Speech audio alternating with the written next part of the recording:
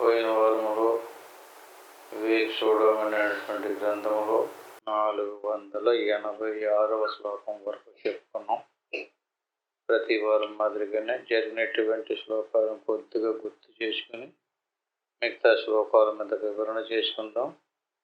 ఈ 486వ శ్లోకంలో ఏమిటంటే, నకించిదత్ర పశ్యామి న శృణోమి న వేద్యహం స్వాత్మనైవ సదానంద రూపేణాక్ష్మి విలక్షణం కిం హేయం కిముపాదేయం కిమన్యత్ కిం విలక్షణం అఖండానందపేయోష పూర్ణే బ్రహ్మ మహర్షవే. అంటే ఈ శ్లోకాల యొక్క అర్థం ఏమిటంటే, అంతర్ముఖ బుద్ధితో సమాధి స్థితి పొందినటువంటి సాధకుడికి కించిదత్రామి పశ్యామి, కించిత్ కూడా తెలుసుకోవాల్సింది లేదట. ఏది తెలుసుకోవాలో అది తెలియపడింది. నా శృణోమి, వినవలసినటువంటిది లేదు, ఇంకా చూడవలసింది లేదు, వినవలసింది లేదు. నైవేద్మ్యహం, అది గ్రహించడానికి ఇంకా అవసరం లేదు. స్వాత్మనైవ సదానంద, ఆ ఏ లోపల ఆత్మస్వరూపం అయితే ఉందో ఆత్మస్వరూపం యొక్క సదానంద రూపాన్ని స్వాత్మ నైవ సదానంద రూపేణాస్మి విలక్షణం. ఇది అంటే లోపల శ్వాస, మనసు, ఇంద్రియాలు అన్నీ ఆగిపోయిన తర్వాత ఏ స్వరూపం అయితే ఉందో ఆ స్వరూపాన్ని పొందినటువంటి వాడికి ఇంక చేయాల్సినటువంటి పని లేదు, తెలుసుకోవలసినటువంటి పని కూడా ఏమీ లేదు. ఇంకా అంటే ఇది ఎలాంటి స్థితి అనేటువంటిది ఒకసారి ఇంకొక శ్లోకాన్ని చూసుకుని వద్దాం. ఇంకోటి ఏంటంటే,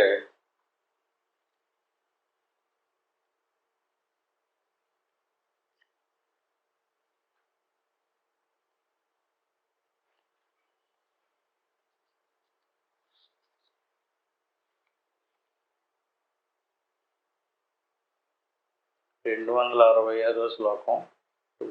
అక్కడ ఉన్నటువంటి అనుభవాన్ని ఎలాంటిదో, స్వం బోధ మాత్రం పరిశుద్ధ తత్వం విజ్ఞాయ సంగే నృపస్య సైన్యే. అంటే నృపుడు అంటే మహారాజు, అంటే చక్రవర్తి. అతని చుట్టూరు ఉన్నటువంటి సైన్యం విజ్ఞాయ సంగే నృపస్య సైన్యే తవాత్మన్యైవాత్మని సర్వదా స్థితో. అంటే రాజుగారు ఊరేగుతున్నాడట. ఊరేగేటటువంటి రాజుగారి చుట్టూరు అనేకమైనటువంటి సైన్యం ఉంది. ఆ రాజుగారికి జయి అంటూ, రాజుగారికి జయి అంటూ పరివారం సాగుతూ ఉంది. అట్టి మాదిరిగా మన శరీరానికి, ప్రాణానికి, మనసుకి, ఇంద్రియానికి లోపల ఉన్నటువంటి రాజుగారి లాంటిది ఆత్మ. అది చైతన్య స్వరూపము, స్వబోధ మాత్రం పరిశుద్ధ తత్వం. దీన్ని ఎవరి మట్టికి వాళ్లే తనంతట తానుగా దర్శించారు. శాస్త్రం చెప్పుతుంది, అలాగే గురువులు కూడా చెప్తున్నారు. వింటున్నాడు, చదువుతున్నాడు, సాధన చేసి తనంతట తానుగా లోపల ఉన్నటువంటి స్థితిని అతనే దర్శించాలి. స్వబోధ మాత్రం. విన్నటువంటి, చదివినటువంటి యొక్క సారాంశం ఏంటంటే, తనంతట తానుగానే ఆ అనుభూతిని పొందాలి. అది పరిశుద్ధమైనటువంటి తత్వం. దాని చుట్టూరు అనాత్మ సముదాయం అంతా కూడా పరివారం అన్నాడు. ఏంటండి?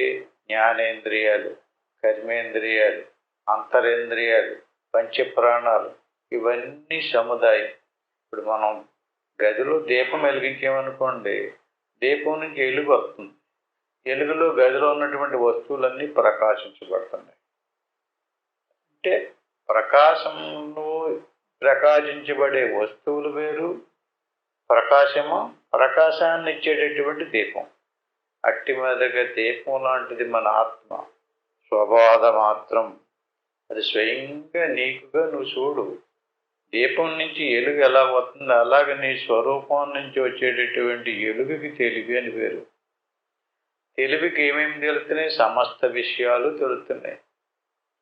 అంటే నీ స్వరూపం చుట్టూరు ఎన్ని రకాలైనటువంటి విషయాదులు ఉన్నాయో, మనసు ఉంది, బుద్ధి ఉంది, చిత్తం ఉంది, అహంకారం ఉంది, జ్ఞానేంద్రియాలు ఉన్నాయి, కర్మేంద్రియాలు ఉన్నాయి. ఈ శరీరం అనేటువంటిది ఒక గది లాంటిది, గోడలు. ఈ లోపల ఉన్నటువంటి దీపం లాంటిది ఆత్మ. ఈ రకంగా విజ్ఞాయ సంగే, అది ఎలాంటిది? జ్ఞానస్వరూపం. అంటే కేవలం ఎలుగే కాదు, ప్రజ్ఞాస్వరూపం. అటువంటి తదాత్మ నైవాత్మని సర్వదాతితో, అది సర్వదా ఎప్పుడూ ఉంది. మనం మెలకు వచ్చినా, స్వప్నం వచ్చినా, సుషుప్తి వచ్చినా, అన్ని అవస్థల్లోనూ కూడా స్థిరంగా ఎప్పుడు నిశ్చలంగా ప్రకాశిస్తూ ఉంది. అటువంటి ఎప్పుడు ఉండేటటువంటిది విలాపాయ బ్రహ్మణి దృశ్యజాత. అదొక్కదానికి దృక్కు అని పేరు. దాని చుట్టూరు ఉండేటువంటి ప్రతి పదార్థము కూడా దృశ్యం అని పేరు. దృశ్యజాతం అంటే సముదాయం, జాతం అంటే దృశ్య సముదాయం. ఇప్పుడు లోపల ఉన్నటువంటి ఎలుగులను తీసుకుని జీవుడు బయటకు వచ్చి బాహ్య ప్రపంచంలో ఉన్నటువంటి వస్తువులను తెలుసుకుంటున్నాడు. ఒక్కొక్క ఇంద్రియాన్ని ఉపయోగించి ఒక్కొక్క వస్తువుని తెలుసుకుంటున్నాడు. చెవులను ఉపయోగించి శబ్దాలని, కంటిని ఉపయోగించి రూపాలని, నాలుకను ఉపయోగించి రుచుల్ని, ముక్కును ఉపయోగించి వాసనల్ని, అలా ఒక్కొక్క విషయాన్ని తెలుసుకున్నాడు. ఇవన్నిటికీ తన హెడ్. అటువంటి తన స్వరూపాన్ని సాక్షాత్కరించి చేసుకున్నాడు అనుకోండి, అటువంటి వాడికి ఇంక తెలుసుకోవాల్సింది ఏమీ లేదు. ఇవన్నీ కూడా తెలుసుకోవాల్సినటువంటి విషయాదులు, వస్తువులు కాదు. వస్తువులన్నిటిని తెలుసుకున్నవాడు ఆడైతే ఉన్నాడో వాడిని తెలుసుకోవాలి. అటువంటి వాడిని తెలుసుకున్నటువంటి వాడికి ఇంకా తెలుసుకోవాల్సింది లేదు. అది ఇక్కడ చెప్పవలసినటువంటిది. అంటే నకించిదత్ర పశ్యామి, చూడాల్సినటువంటిది లేదు. నా శృణోమి, చూడాల్సినటువంటి పని లేదు, వినవలసినటువంటి పని లేదు. నకించిదత్ర పశ్యామి నా శృణోమి నా వేత్ని, తెలుసుకోవలసింది లేదు, చూడవలసింది లేదు, వినవలసినటువంటిది కూడా లేదు. స్వాత్మైవనైవ సదానంద రూపేణాస్మి విలక్షణ. అది సదా ఎల్లప్పుడూ ఎలా ప్రకాశిస్తూ ఉందో, ఎప్పుడు హాయిగా సుఖంగా సచ్చిదానంద రూపంతో గోచరమైందో అటువంటి స్థితి మన స్వస్వరూపం. దానిని ఎవడైతే దర్శించాడు దాన్నే సచ్చిదానంద స్వరూపం, అది ప్రజ్ఞానం బ్రహ్మ. ఆ ప్రజ్ఞాస్వరూపమైనటువంటి ఆ స్వరూపాన్ని తెలుసుకోవాలి. అటువంటి వాడు ఆ జ్ఞానాన్ని బోధించాలి. ఎవరైనా సరే భాష సంబంధమైనటువంటి ఇంద్రియాలకి విషయాదులను పూర్తి చెప్పేటటువంటిది వేరు. ఇంద్రియాలకి వెనకాల దృక్రూపంలో ఉన్నటువంటి దాని గురించి చెప్పేది వేరు. దృశ్యము, దృక్కు. అంటే మనకు బాహ్యంగా ప్రపంచం ఉంది, ప్రపంచంలో అనేక రకాల దృశ్యాలు ఉన్నాయి. అదంతా దృశ్య సముదాయాన్ని అంతటిని తెలుసుకునేవాడెవడో దృక్కు. దృక్కు దృశ్యము, ద్రష్ట దర్శనము, సాక్షి సాక్ష్యము. ప్రతి ఆ పదాన్ని గమనించి చూడండి. దృక్కు దృశ్యము, చూడబడేవాడు, చూసేవాడు, చూసేది చూడబడేది. అంటే కంటితోటి సమస్త విషయాదులను ఎలా చూడగలుగుతున్నామో అట్టి మాదిరిగా లోపల ఉన్నటువంటి ఆత్మ దేనితో చూస్తుంది? కంటి ద్వారా చూస్తుంది, చెవి ద్వారా వింటుంది. అంటే కంటి ద్వారా వచ్చి బాహ్యంలో ఉన్నటువంటి రూపాలను చూస్తే ఆ రూపం దృశ్యం. కన్ను పరికరం, పనిముట్టది. కన్ను అనేటువంటిది ఒక గోళకం. కంటిలో ఇంద్రియం ఉంది, ఇంద్రియానికి వెనకాల దేవత ఉంది. అంటే ప్రతి ఇంద్రియం కూడా శరీరము గోళకాలతో కూడుకున్నటువంటి పంచభూతాలతో తయారైంది. ఇందులో అనేక రకాలైనటువంటి గోళకాలు ఉన్నాయి. గోళకాలు అంటే పనిముట్లు. ప్రతి పనిముట్టులోనూ ఒక ఇంద్రియం ఉంది. ప్రతి ఇంద్రియానికి వెనకాల ఒక దేవత ఉంది. ప్రతి ఇంద్రియానికి ఒక విషయం ఉంది. ఇవన్నీ ఒక సముదాయం. ఈ రకంగా ఈ సముదాయానికి అంతటికీ కూడా హెడ్ ఆత్మ. అంటే మన స్వరూపం, మన స్వస్వరూపం. అటువంటి దానికి నమో నమస్తే గురవే మహాత్మనే, దాని గురించి చెప్పాలి. మనం తెలుసుకోవలసింది వస్తే దాని గురించే తెలుసుకోవాలి. మిగతాదంతా తెలుసుకుంటున్నాడు అనుకోండి, ఇక దాన్ని కూడా తెలుసుకుంటే తెలుసుకోండి, కానీ ఏంటి ప్రయోజనం? అది నశిస్తుంది. ఏది ఎంతటి గొప్ప విషయమైనా సరే ప్రకృతిలో భాష్యంలో ఉన్నటువంటి ప్రతి వస్తువు నశించుతుంది. తెలుసుకుని కూడా నశించడు.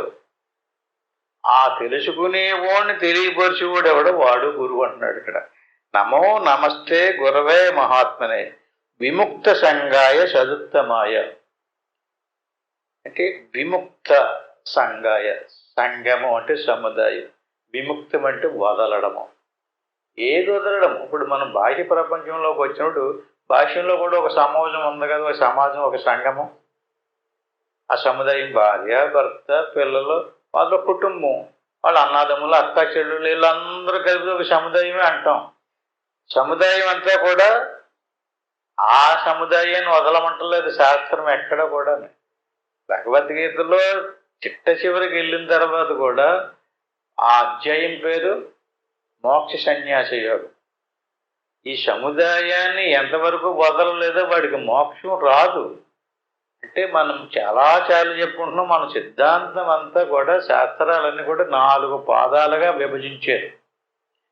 ఈ సముదాయాన్ని అంతటినీ వదిలేసి లోపల ఉన్నటువంటి ఆత్మస్వరూపాన్ని దర్శించినటువంటి వాడికి కర్మలు నశించి మోక్షం పొందుతాడు. దీనికి వేదాంత మతం అని పేరు, ఉపనిషత్తు మతం అని పేరు. దీనినే భగవద్గీతను గట్టిగా పట్టుకుని బోధించాడు కృష్ణ పరమాత్మ. బోల్డ్ విషయాలు చెప్పారు. భగవద్గీత అంతా ఏం చెప్పాడండి? ఆత్మస్వరూపాన్ని గుర్తించు, ఆత్మస్వరూపాన్ని తెలుసుకో, ఆత్మస్వరూపాన్ని తెలుసుకోవడం వల్లే నీకు మోక్షం వస్తుంది, మిగతాదంతా కూడా కర్మకలాపన. అంటే ఇది వేస్ట్గా తీసి పాడేమనలేదండి. ఆ ఆత్మను గురించి తెలియడం లేదు కనుక ఎలాగోలాగ వాడిని కూడా వదలకుండా చేర్చుకోవటం కోసం రకరకాలుగా లోపలికి తిప్పి లోపలికి వెళ్ళాలి. ఇప్పుడు ఉదాహరణకి ఇవాళ ఏదో పండుగ, ఏంటండి దాని పేరు? రథసప్తమి. సప్తమి అంటే ఏంటండి? 7. అంటే సూర్యుడికి గుర్రాలన్నీ 7. అంటే రథానికి 7 గుర్రాలు ఉన్నాయి. 7 గుర్రాలని సూర్యుడు ప్రయాణం చేస్తున్నాడు రథం మీద నుంచి. ఉత్తరం వైపు నుంచి దక్షిణం వైపుకి ఉత్తరం వైపుకి తిరుగుతూ ఉంటాడు. దక్షిణం వైపు నుంచి 6 నెలలు, ఉత్తరం వైపున 6 నెలలు. దక్షిణాయనం ఉత్తరాయణం అంటారు. సూర్యుడు దక్షిణం వైపుకి నడిచినంత కాలము దక్షిణాయనం, ఉత్తరం వైపుకి తిరిగిన 6 మాసాలు దక్షిణాయనం. ఏంటండి ఇది మన పండగలో కూడా చెప్పుకున్నాం. మనం సంక్రాంతి నుంచి మకర సంక్రమణం అయిన కాడి నుంచి ఉత్తరాయణం. చూడండి, 7 గుర్రాలు అయ్యి, చెవులు 2 ఇంద్రియాలు, కన్నులు 2, ముక్కు రంధ్రాలు 2, నోరు 1. ఎన్ని? 7 గుర్రాలు. 7 గుర్రాలు ఈ శరీరం అనే రథాన్ని లాగుతున్నాయి. చూడండి, కావాలంటే ఇవే నడుపుతున్నాయి. ఏ టేపుకి తీసుకెళ్ళాలన్నా ఇవే. ఇప్పుడు మనం ఎక్కడికన్నా వెళ్ళాలనుకోండి, కళ్ళు చూడాలి. కళ్ళు చూడకపోతే వెళ్ళలేడు కదా. కంటితోటి చూడాలి, చెవితోటి వినాలి, వాక్తోటి మాట్లాడాలి, నాలుగుతోటి రుచి చూడాలి, ముక్కుతోటి వాసన చూడాలి. మొత్తం ప్రపంచం అంతా ఇదే. అంటే ఈ 7 గుర్రాలు ఎటువైపుకి లాగుతున్నాయండి?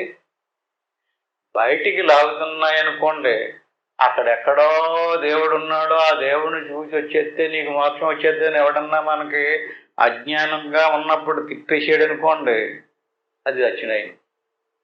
బయటికి తిరిగి ప్రయాణం చేసింత కూడా దక్షిణాయనమే. లోపల తిరగాలి. చాలాసార్లు చెప్పుకున్నాం మనం. మొన్న ఒక రోజు ఒక ఏకాదశి నాడు ఏమన్నారు? ఉత్తర ద్వారం కదా. భాగవతం చదవండి. ఉత్తర ద్వారం ఏంటో బ్రహ్మాండంగా రాసి పెట్టారు. శాస్త్రం చదవాలి ప్రతిదానికి కూడా. నోరు తూర్పు ద్వారం. తూర్పు ద్వారం అంటే మాట్లాడుతున్నాడంటే తూర్పుకి వెళ్తున్నాడు అన్నమాట. కన్ను దక్షిణ ద్వారం, చెవు పశ్చిమ ద్వారం, ముక్కు ఉత్తర ద్వారం. ఇప్పుడు మీ బుద్ధి దేని మీద పెట్టారు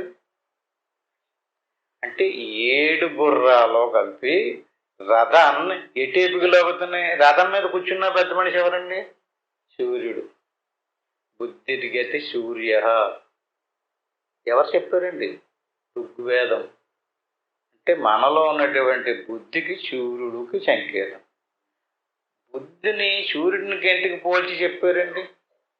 సూర్యుడిలో వెలుగు ఎలాగుందో మన బుద్ధిలో తెలుగు ఉంది. అందుకని మనం ఎవరైనా మాట్లాడకపోతే అయ్యేం మాటలు అయ్యే బాబు, బుద్ధి లేని మాటలు అంటుంటారా అంటే, బుద్ధి లేని వాళ్ళందరూ కూడా పక్క దారికి పట్టించేసారు.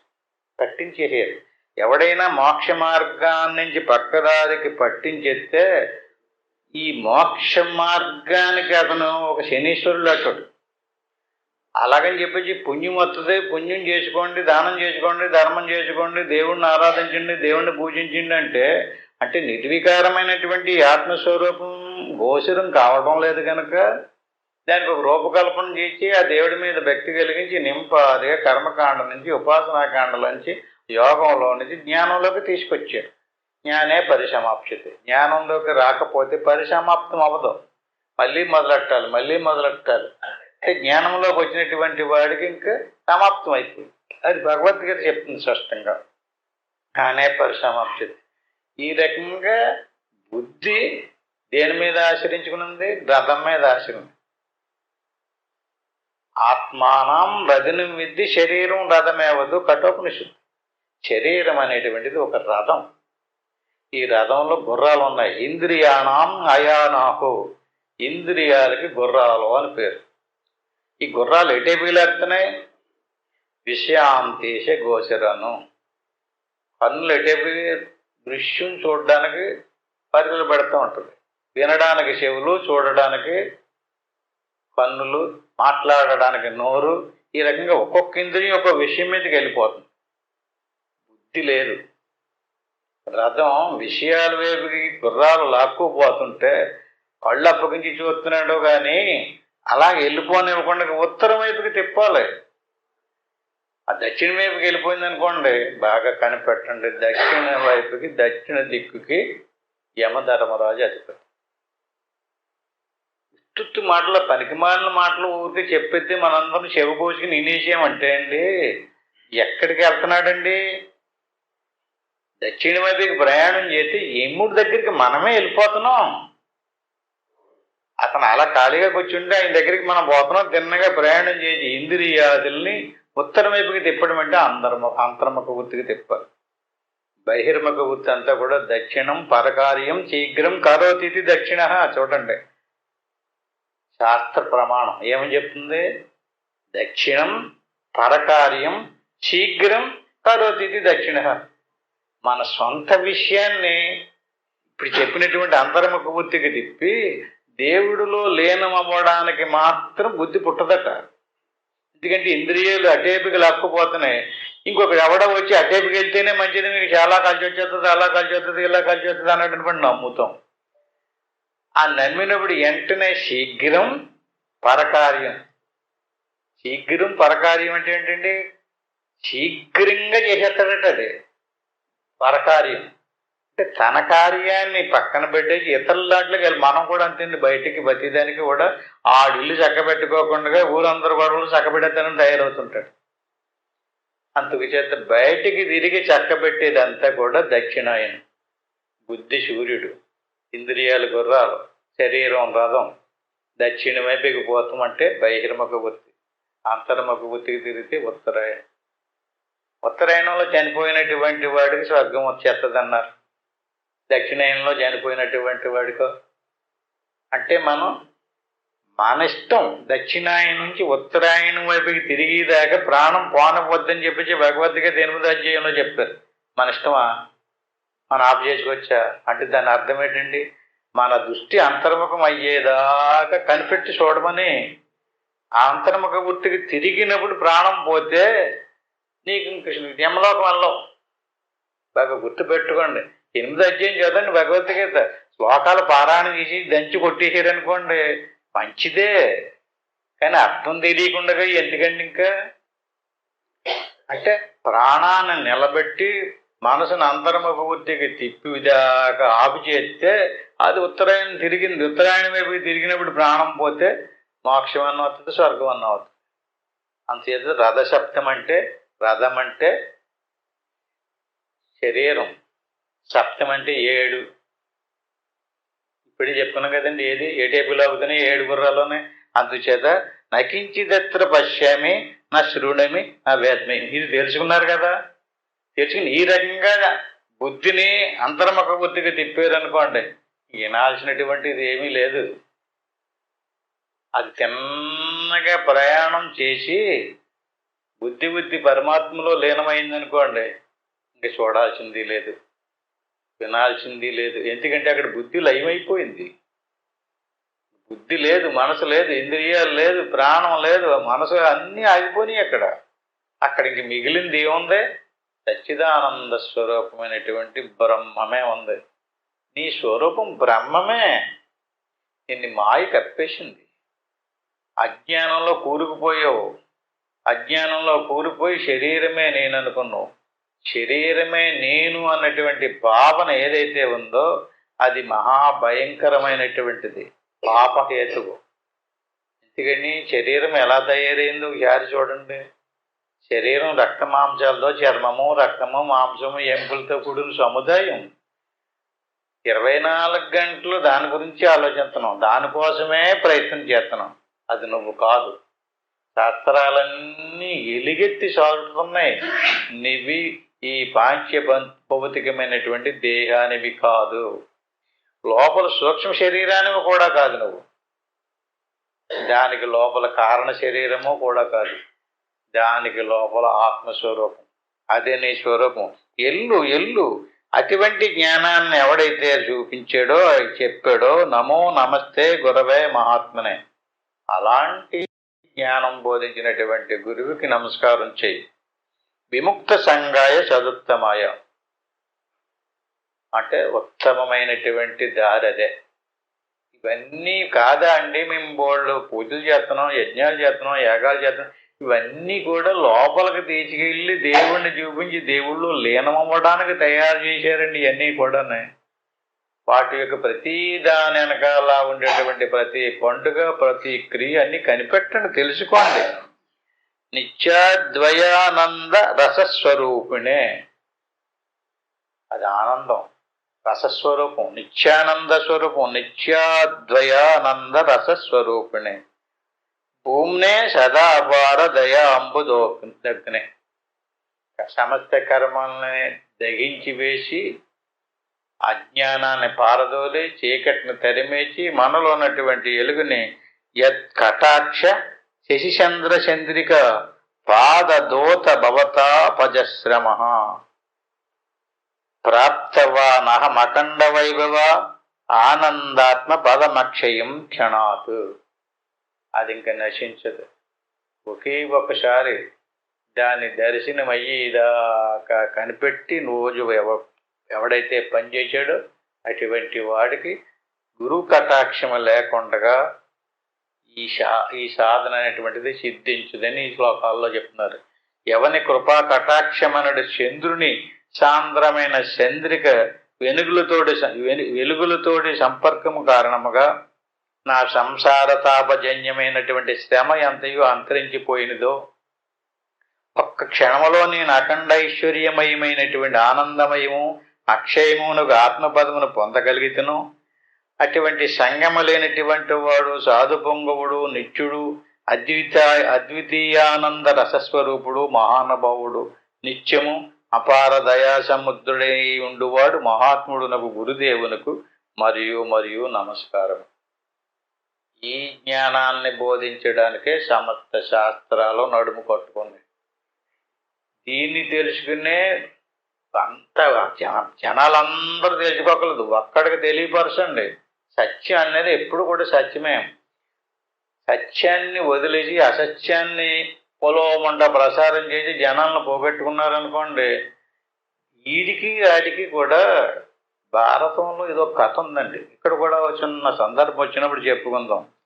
ఏమని చెప్పారంటే, దీన్ని ఎవడైతే శాస్త్రము తెలియకుండా, అనుభవానికి లేకుండా, గురువుని పొందకుండా ఊహలతోటి చెప్పేస్తుంటాడు.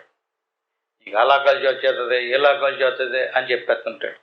వాడిని ఎలా చెప్పారంటే అండి, భారతంలో నపుంసకుడని రాశారు. అనుభవం పొందాలి. అతను ఏదైతే చెప్పాలనుకుంటున్నాడో అటువంటి వాడికి ఏం కావాలి? శాస్త్రం చదివి ఉండాలి, గురువు గారి దగ్గర ఉపదేశం పొంది ఉండాలి, అది ప్రత్యక్షంగా అనుభవానికి వచ్చి ఉండాలి.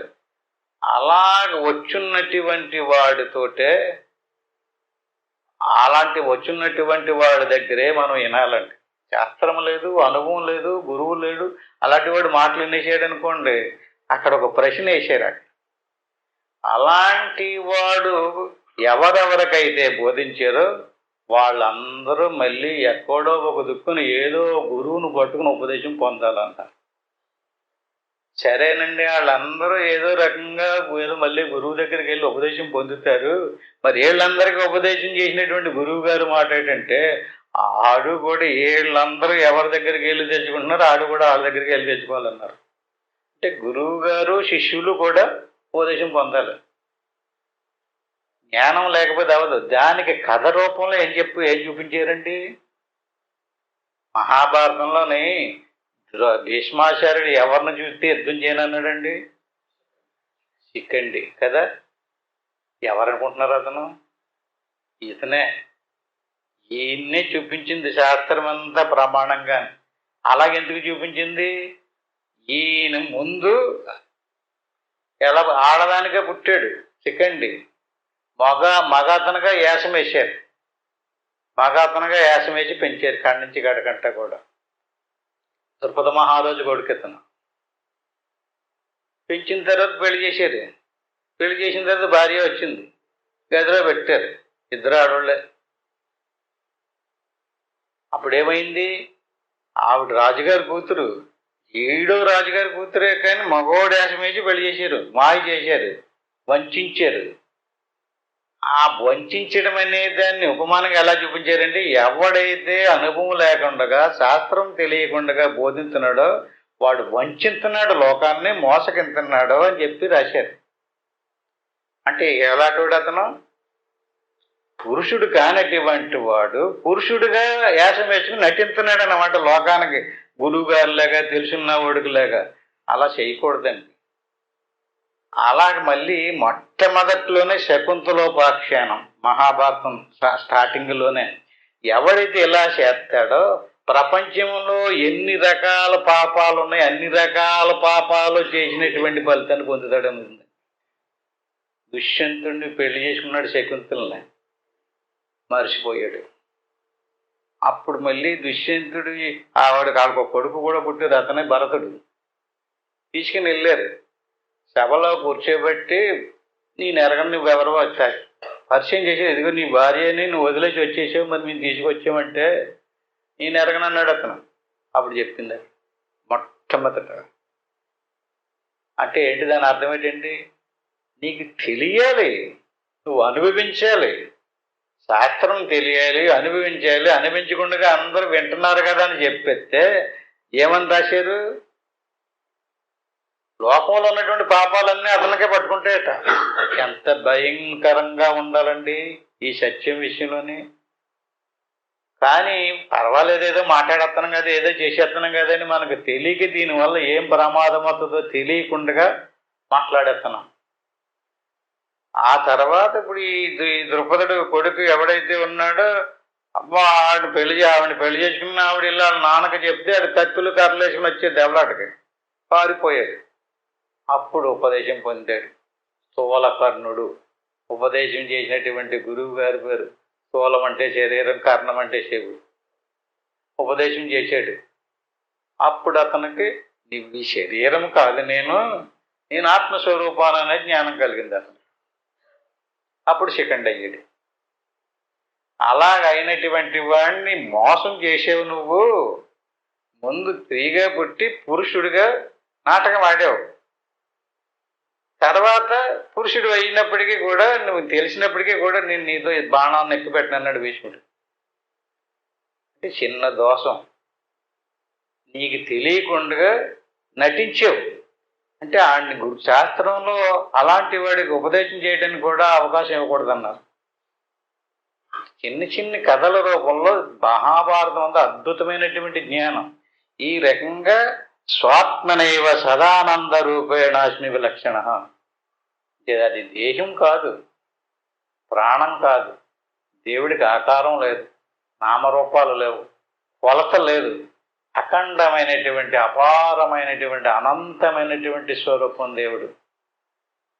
అటువంటి దేవుడిని ఒక వ్యక్తి మాదిరిగా ఎలా చూడగలుగుతావు? అందుచేత దేవుణ్ణి ఎలా ఉన్నాడో ఉన్నది ఉన్నట్టుగా తెలియాలంటే ఉత్తరాయణం వైపుకి రా, ఉత్తర ద్వారం గుండా ప్రయాణం చేయి, లోపలికెళ్ళు, చూడు. నీ యొక్క ఆత్మస్వరూపాన్ని ఇంద్రియాలన్నీ దాటిపోయిన తర్వాత, ఈ సంఘం అంతా, ఈ సముదాయం అంతా దాటిపోయిన తర్వాత నీ స్వరూపం దర్శనం అవుతుంది. ధన్యోహం కృతకృత్యోహం విముక్తోహం భావగ్రహాతు. ధన్యోహము, అప్పుడు దాకా జీవితం ధన్యమైనట్టు కాదండి. మీరు ఎన్ని యజ్ఞాలు చేయండి, ఎన్ని యాగాలు చెయ్యండి. ఎందుకంటే మహాభారతం స్టార్టింగ్లో కథ చాలాసార్లు చెప్పినాం మనం. 100 అశ్వమేధ యాగాలు, 1000 రాజసూయ యాగాలు చేసాడండి ఆ రాజుగారు. సత్యలోకం వచ్చేసింది. సత్యలోకం వచ్చినప్పటికీ కూడా మోక్షం పొందలేదండి అతను. మళ్ళీ జన్మకు రావాల్సి వచ్చింది. ఆ పెద్ద మనిషే శంతన మహారాజు. శంతన మహారాజు వంశం మొత్తం కురువంశం అంతా కూడా. అలాగే భగవద్గీతలో ఆ బ్రహ్మ భవనాల్లోక పునరావర్తినో అర్జున, నువ్వు ఎన్ని పుణ్యాలు చేయి, ఎంత చేసినప్పటికీ కూడా మళ్ళీ ఆ ఫలాన్ని అనిపించడానికి, ఆ కర్మ ఫలాన్ని అనిపించడానికి రావాలి. మోక్షం రావాలంటే లోపలికి వెళ్ళు, లోపల తిరుగు, లోపలికి తిరిగి నీ స్వరూపాన్ని సాక్షాత్కరించకప్పుడు ధన్యోహం. అహం అంటే నేను, ధన్యుణ్ణయ్యాను. ధన్యోహం కృతకృత్యోహం, కృతకృత్యుడయ్యాడు అంటే పని పూర్తి అయ్యింది. ఇప్పుడు దాకా పుట్టడము, సావడము, మళ్ళీ వచ్చి పెళ్లి చేసుకోవడం, పిల్లలు కనడం, సంసారం చేయడం, మళ్ళీ వెళ్ళడము, రావడము, పునరపి జననం, పునరపి మరణం, వెళ్ళడం రావడం వచ్చిన ప్రతిసారి ఊరికే కూర్చుంటాడండి. పుణ్యమో పాపమో ఏదో చేస్తుంటాడు, ఏదో కర్మలు చేస్తానే ఉంటాడు. కర్మలు చేయడం వల్ల ఫలితం ఉంటుంది. ఆ పుణ్యకరం అయితే స్వర్గము, పాపకరం అయితే నరకం. కర్మలు కాదు, జ్ఞానం. శ్రేయోహి జ్ఞానమాభ్యాసాతు జ్ఞానాధ్యానం విశిష్యతే. భగవద్గీత 12వ అధ్యాయంలో శ్రేయోహి జ్ఞానమభ్యాస. జ్ఞానాన్ని తెలుసుకో, జ్ఞానం తెలుసుకుని ధ్యానం చేయి. శ్రేయోహి జ్ఞానమభ్యాస ధ్యానాధ్యానం విశిష్యతే. ధ్యానం తెలుసుకున్న తర్వాత ధ్యానం చెయ్యాలి. ధ్యానం చేసిన తర్వాత నీ లోపల ఉన్నటువంటి ఆ సచ్చిదానంద స్వరూపాన్ని నువ్వు సాక్షాత్కరించుకోవాలి. సాక్షాత్కారం అయింది కదా, కృతకృత్యోహం. నువ్వు కృతకృత్యుడు అయిపోయావు, నీ జీవితం ధన్యమైపోయింది. విముక్తోహం, ఇంక మళ్ళీ ఇది నీకు తగులుకోదు, విముక్తుడు అయిపోయావు. ఇది ఒక్కసారి దీని నుంచి సెపరేట్ చేసి నీ స్వరూపాన్ని చూసుకున్నావు అనుకో, నీ స్వరూపం చైతన్య స్వరూపం, అపారం, అనంతం, అద్వితీయం. అటువంటి స్వరూపం చుట్టూరు ఒక వలయంలాగా ఏర్పడింది ఈ క్షేత్రం. దీన్ని 13వ అధ్యాయంలో క్షేత్రము క్షేత్రజ్ఞుడని చెప్పారే. లోపల ఉన్నటువంటి పురుషుడు క్షేత్రజ్ఞుడు. ఆయన చుట్టూరు ఉన్నటువంటి వలయం అంతా కూడా ప్రకృతి. ప్రకృతిం పురుషం విద్ధి అనాది ఉభావపి. నీవు రెండు వ్యవస్థలో, నీ లోపల ఉన్నటువంటి చైతన్య స్వరూపం, నీ వాస్తవ స్వరూపం. నీ స్వరూపం చుట్టూరు ఏర్పడిందంతా ప్రకృతి స్వరూపం. క్లియర్గా తెలుస్తుంది చూడండి. తెలుసుకునేవాడు తెలియబడితే. నీ శరీరం తెలుస్తుందా అంటే నీకు ఏదేది తెలుస్తుందో అది నువ్వు కాదు. బాగా గుర్తుపెట్టుకోండి. తెలియబడేది శరీరం తెలుస్తుంది. కొన్ని ప్రాణం తెలుస్తుందా? ఊపిరి లోపలికి వెళ్తాం రావడం తెలుస్తుందా? అయితే అది కూడా నువ్వు కాదు. కొన్ని మనసు తెలుస్తుంది, ఏమేమి అనుకుంటుందో, అది కూడా నువ్వు కాదు. శరీరానివి కాదు, ప్రాణానివి కాదు, మనసు కూడా కాదు. ఈ మూడింటిని చూసేటటువంటి వాడు నువ్వు, మూడింటిని తెలుసుకునేటటువంటి వాడు. ఇప్పుడు దాకా మనలో జ్ఞానం ఉంది, అయినా సరే జ్ఞాన స్వరూపాన్ని ఉపయోగించుకోవటం మానేసావు. ఆ బుద్ధిని బహిర్ముఖంగా తిప్పేసి భాష్యంలో ఉన్నటువంటి ఏదేది తెలుస్తుందో అది నేను అంటున్నావు. అదా శరీరం తెలిస్తే అది నేను అంటున్నావు.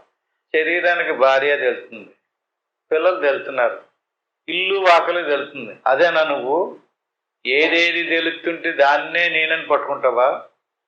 అలాగెంతకాలం నువ్వు పట్టుకుంటావో అంతవరకు నువ్వు అజ్ఞానవే. నీ జన్మ ధన్యం అవలేదు.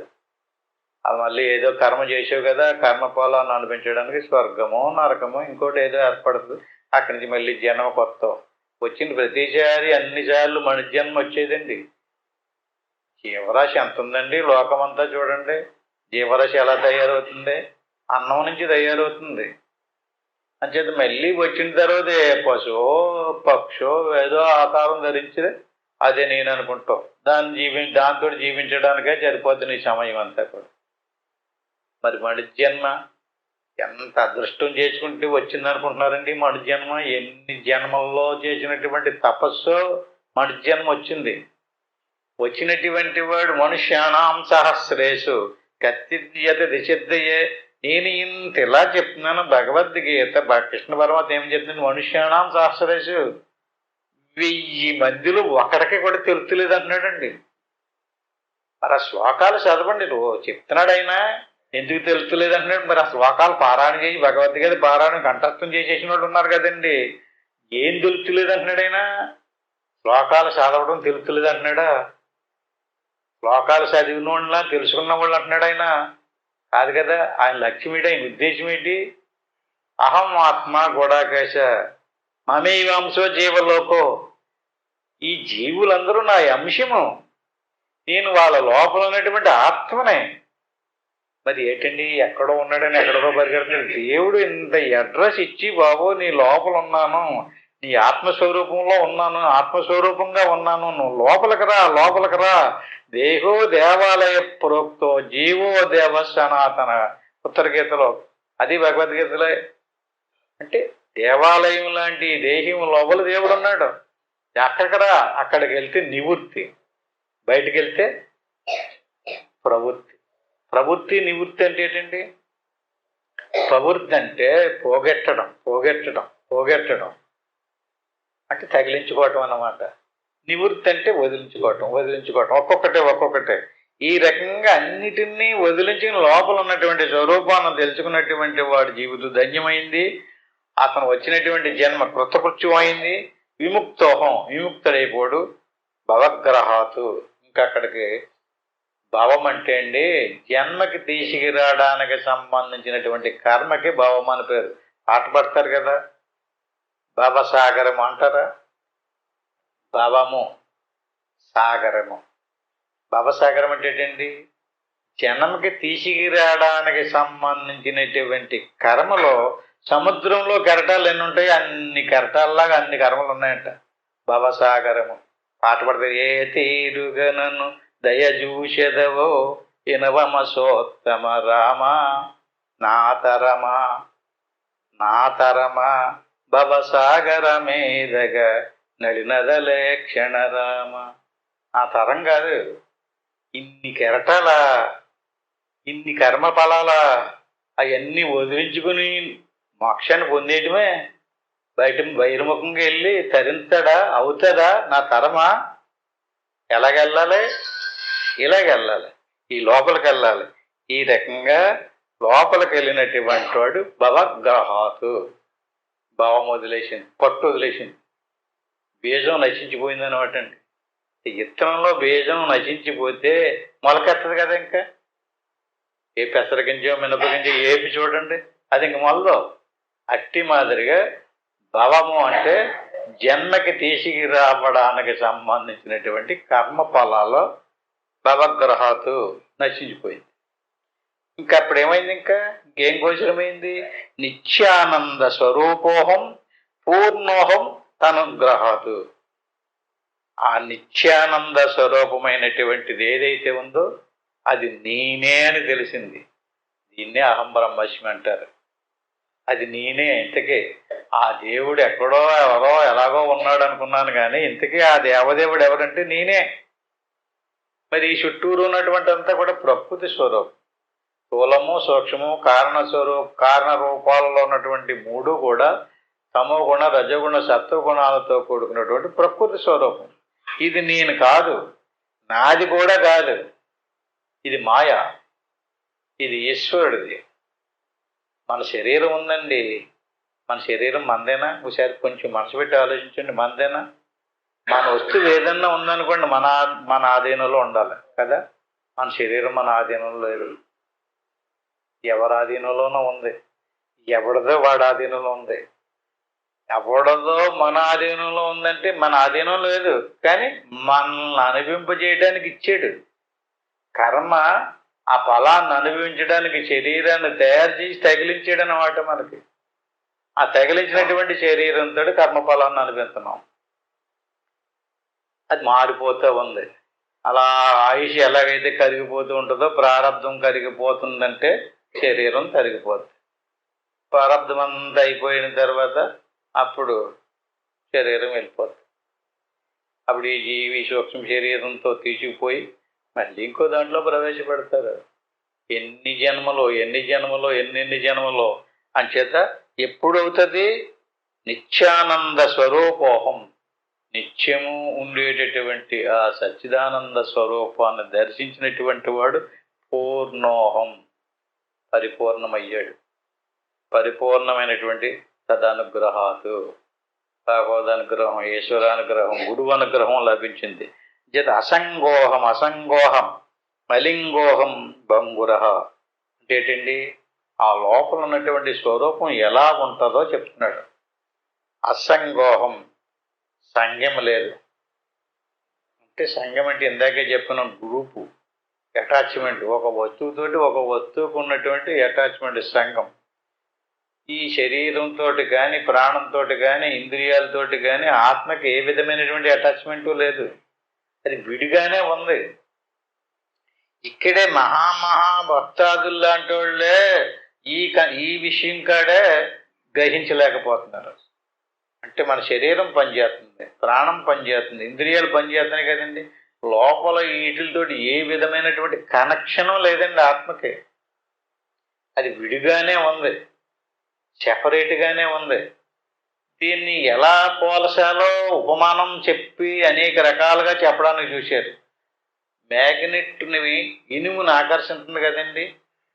ఆ మ్యాగ్నెట్ని ఆకర్షించినటువంటి ఇనుము కదులుతుంది, సంబంధం లేదు, అటాచ్మెంట్ లేదు. దాని ఆకర్షణ శక్తి కదులుతూ ఉంటుంది. అట్టి మాదిరిగా లోపల ఉన్నటువంటి ఈ ఆత్మ యొక్క ప్రకాశానికి ఈ అనాత్మ చుట్టూరు కదులుతుంది, తిరుగుతుంది. సూర్యుడు ఎక్కడో ఉన్నాడు, భూమి ఎక్కడో ఉంది. ఎక్కడున్నటువంటి భూమి కదులుతుందండి సూర్యుని యొక్క ఆకర్షణ శక్తి. చూడండి, తన చుట్టూ తాను తిరుగుతూ సూర్యుడి చుట్టూరు తిరుగుతుంది భూమి. దానివల్ల మనకి రాత్రి పగళ్ళు ఏర్పడతాయి. అట్టి మాదిరిగా లోపల ఉన్నటువంటి భూమికిని ఈ సూర్యుడికి ఏమన్నా కనెక్షన్ ఉందా, సంబంధం ఉందా? అట్టి మాదిరిగా ఆత్మకి అనాత్మకి ఏ విధమైన సంబంధం లేదు. ఆత్మ చైతన్య స్వరూపం అవి ఉండడం వల్ల దాని యొక్క ఆ ప్రకాశానికి ఈ మనసు కదులుతుంది, బుద్ధి కదులుతుంది, ఇంద్రియాలు కదులుతున్నాయి, శరీరం కదులుతుంది. ఇవన్నీ ఒకదానికొకటి లింకు. శరీరాన్ని కదిలించేది ప్రాణం, ప్రాణాన్ని కదిలించేది మనసు. ఏని పని అది చేసుకుంటున్నాయి. నువ్వు నిత్యశుద్ధమైనటువంటి నిత్యశుద్ధమైనటువంటి సచ్చిదానంద స్వరూపం, నిత్యానంద స్వరూపోహం అంచేత అసంగోహం అనంగోహ అలింగోహ మా బంగురం. నీకు లింగం అంటే స్త్రీ పురుష భేదం లేదు, అలింగం రూపం లేదు. అసంగం అంటే ఏ వస్తువుతోటి సంగము లేదు, ఏ ఆకారము లేదు. నువ్వు స్త్రీవి కాదు, పురుషుడువు కాదు. నువ్వు ఎలాంటి వాడు? ప్రశాంతోహం మనంతోహం మమంతోహం చిరంతన. అనంతమైనటువంటి చైతన్య స్వరూపానివి. దాన్ని గమనించు. అక్కడికి వెళ్ళి దాన్ని పట్టుకునుండు. అప్పుడు నీ చుట్టూరు ప్రపంచమంతా ఎలా పరిభ్రమిస్తుందో, సూర్యుడి చుట్టూరు భూమి తిరుగుతున్నట్లుగా మన శరీరము, మన ప్రాణము, మన ఇంద్రియాలు ఎలా పనిచేస్తున్నాయో కనపడుతుంది. ఇది రావడానికి పోవడానికి కూడా నీకు ఏ సంబంధం లేదు. దీంతో మనకున్న సంబంధం వల్ల ఏంటండి? ఎలాంటి సంబంధం ఇది? భ్రాంతి. ఇది నేను అనుకోవడమే. అక్కడికి వెళ్ళి అది చూసి వచ్చిన తర్వాత ఇదేంటి ఎంతకాలం మట్టి ఇది నేను అనుకున్నాను, దీంతో నాకు ఏదో సంబంధం ఉందనుకున్నాను అంటే ఏ సంబంధము లేదని తెలియటమే కర్మ నశించిపోవడానికి కారణం. ఏ సంబంధం లేదండి. ఆత్మ కర్మ బంధించదు. ఎందుకని? ఆత్మ సచ్చిదానంద స్వరూపం. మనం అనుకుంటున్నాం కర్మ వల్ల శరీరం బంధించబడింది. నిజమే, శరీరాన్ని కర్మే బంధించింది. శరీరము, ప్రాణము, మనసు ఇవి ఏర్పడడానికి కర్మే కారణం. అంచేత మన స్వరూపం అకర్తాహం అభోక్తాహం అవికార్యోహం అక్రియ. అది అకర్త. ఆత్మ ఏది చేయలేదు, కర్మ చేయదు. కర్మ చెయ్యకపోతే కర్మఫలం ఎక్కడ ఉంటుందండి? కర్మఫలం లేకపోతే జన్మకి ఎక్కడ వస్తుంది? ఆత్మ జన్మకి రావడం లేదు, ఆత్మకి పుట్టుక లేదు, సావు కూడా లేదు. చనిపోయింది ఎవరు, పుట్టింది ఎవరు? ఆలోచించి చూడండి. లోపల ఉన్నటువంటి ఆత్మ చనిపోలేదు, ఆత్మ పుట్టడం లేదు. పుట్టింది ఏది? శరీరం. చనిపోయింది ఏది? శరీరం. అంటే మనం దీంతో తాదాత్మ్యం చెందేసాం. అనాది నుంచి, అనేక యుగాల నుంచి కూడా మన స్వరూపాన్ని మరిచిపోయి మన స్వరూపం చుట్టూరు ప్రవేశించినటువంటి ఈ వస్తు సముదాయాన్ని నేను అనుకుని భ్రాంతి చెందేశాం. దీనికి అజ్ఞానం అని పేరు.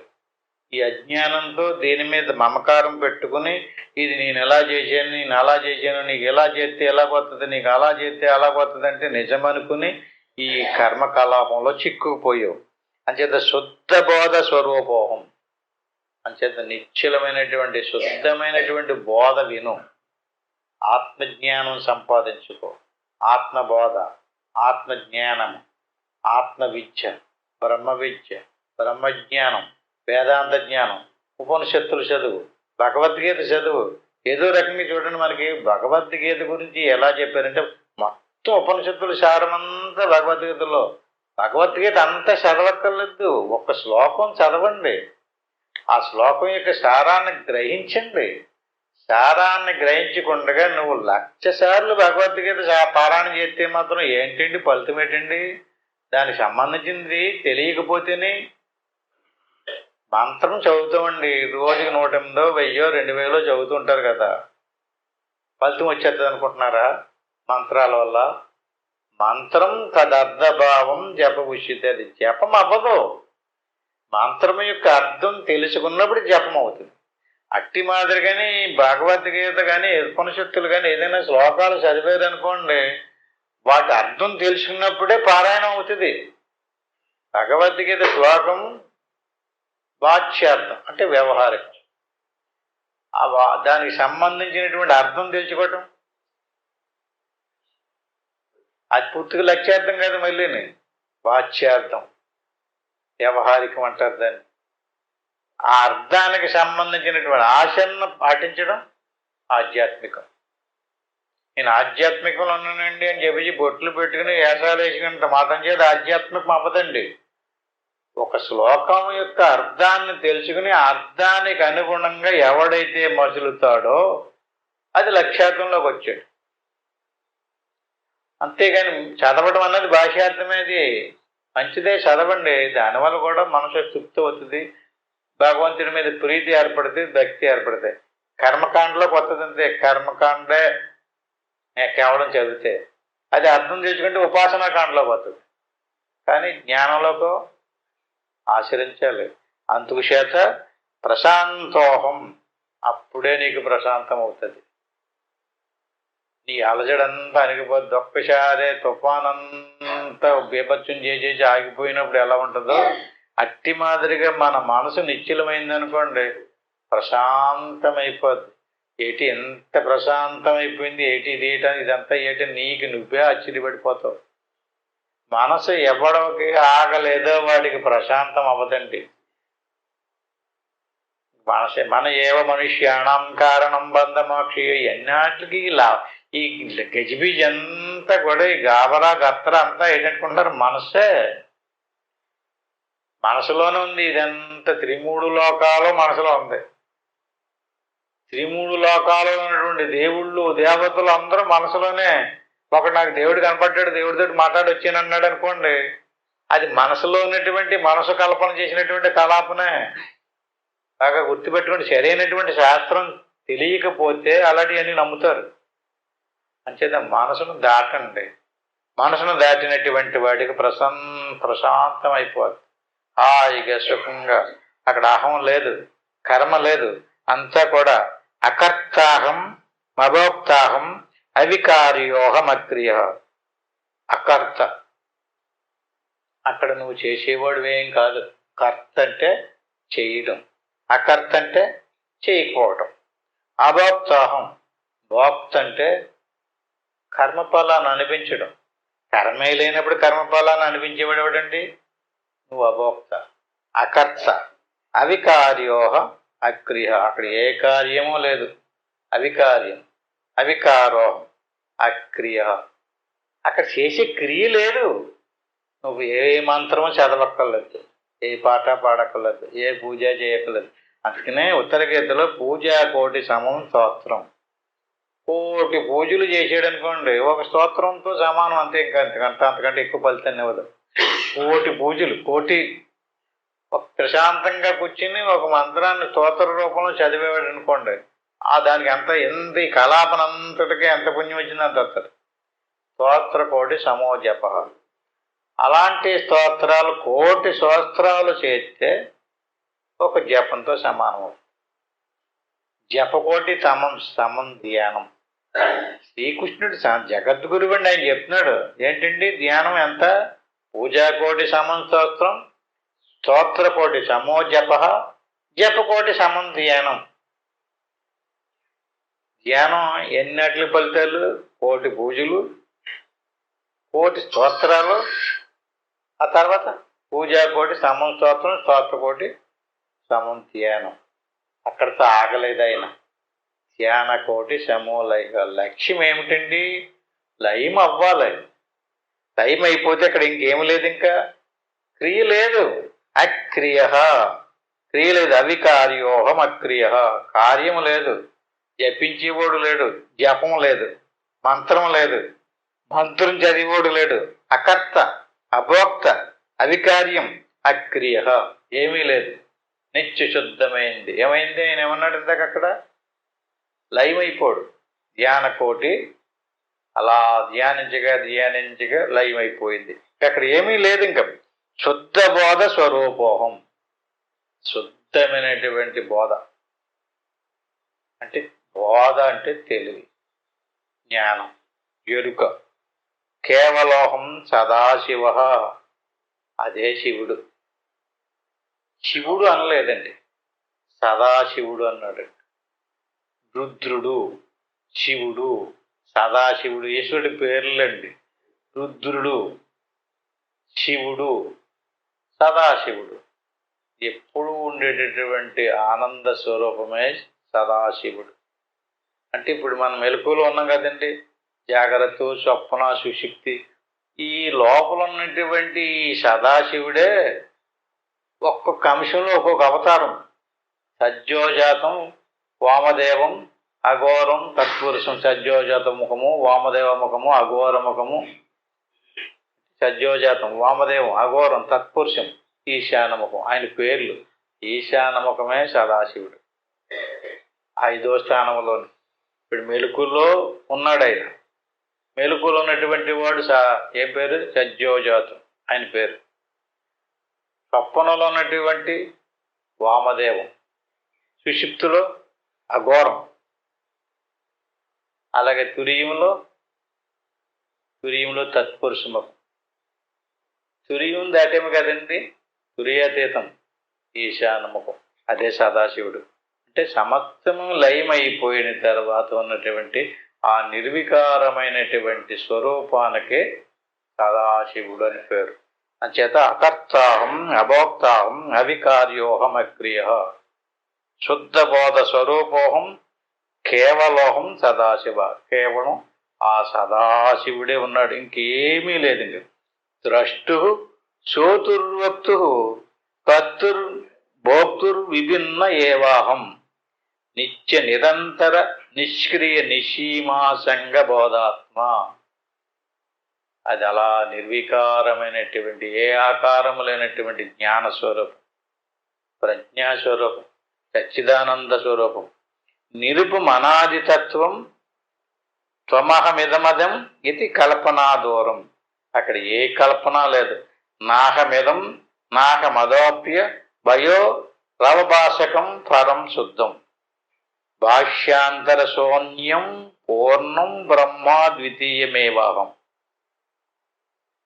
కదా ఇలా అద్వితీయమైనటువంటి ఇంకా లోపలికి వెళ్ళి ఆ స్వరూపాన్ని వర్ణించున్నాడో. ఇప్పుడు సహస్రనామాల్లో గట్ట ఏంటనుకుంటున్నారండి? ఆ లోపల ఉన్నటువంటి స్వరూపాన్ని వర్ణించి చెప్పినవి శివ సహస్రనామాల్లో, విష్ణు సహస్రనామాల్లో కూడా ఇప్పుడు చెప్పుకుంటే ఇంక ఇవే ఇప్పుడు చెప్పేటటువంటి అవన్నీ కూడా చెప్పుకుంటూ వెళ్తున్నాడు.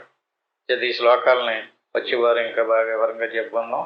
ఇంతటి ముగించుకుందాం. హరి ఓం తత్సత్.